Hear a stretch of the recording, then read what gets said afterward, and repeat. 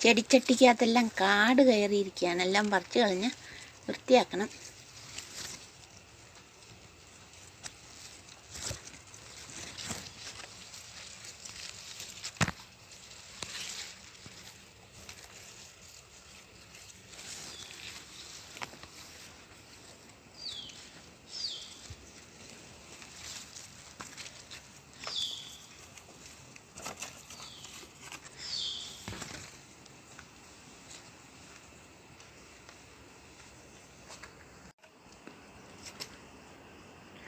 ബോൾസൺ ചെടികളൊക്കെ നന്നായിട്ട് നിൽപ്പുണ്ട്.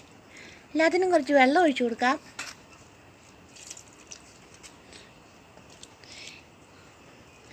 എല്ലാവരും നമ്മുടെ ഈ കൊച്ചു ചാനൽ സബ്സ്ക്രൈബ് ചെയ്യണം. വീഡിയോകളൊക്കെ ഇഷ്ടമാവുകയാണെങ്കിൽ ലൈക്ക് ചെയ്യണം.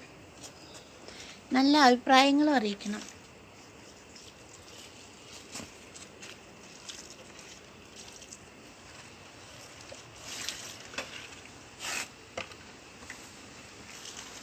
തെളിച്ചമുള്ള ദിവസമായിരുന്നേ. മഴയെല്ലാം കുറഞ്ഞെന്ന് തോന്നുന്നു.